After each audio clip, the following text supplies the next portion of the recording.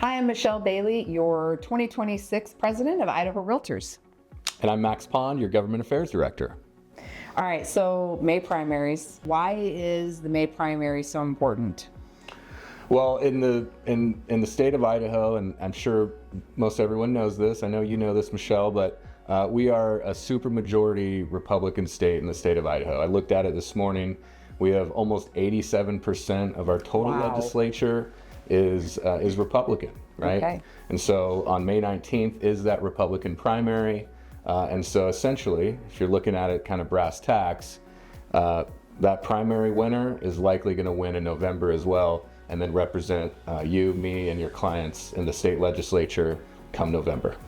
So it's important that people get registered, go out and show up for the primary. Absolutely. Yeah, that's good. Okay. How does Idaho Realtors engage with candidates and the races? So when it comes to at the legislature, obviously I'm down there every day engaging and advocating for our issues that I get permission from our state legislative committee on, different priorities, different bills we want to support, oppose.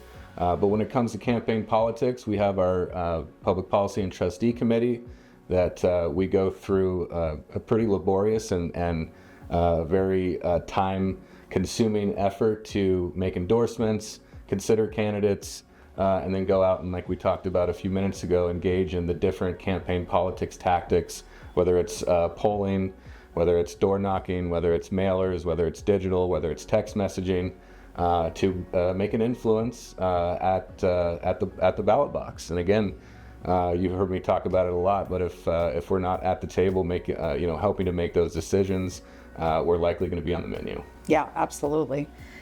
And we have talked a lot about that, because not just being on the menu, which no one wants to be on the menu, right?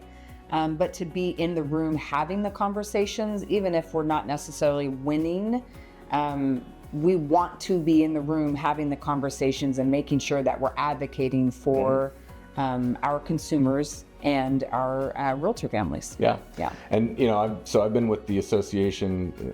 Next year will be 10 years. Wow. And but I was blessed and wonderful to come into an organization that already had a very notable culture of engagement.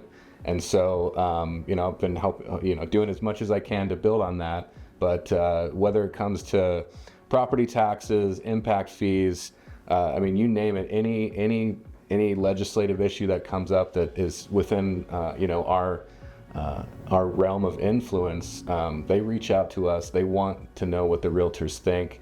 They want to know what their local realtors think. And so we're blessed to have that.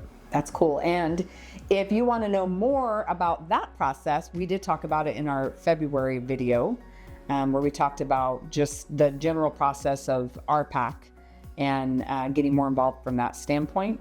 But I will say, or I'll ask you more about RPAC and how it plays a role in the primary right now, which you kind of alluded to a little bit. Mm-hmm. Anything more you would expand on?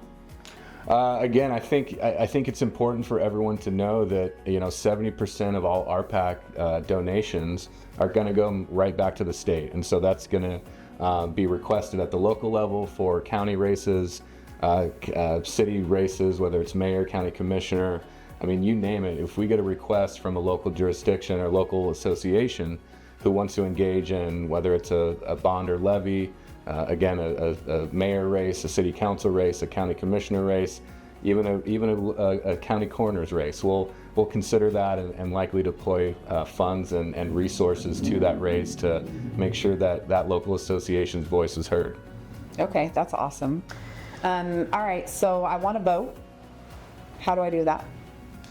Well, luckily in the state of Idaho, we have a great Secretary of State who makes it fairly easy on any Idahoan who wants to do that. Yeah.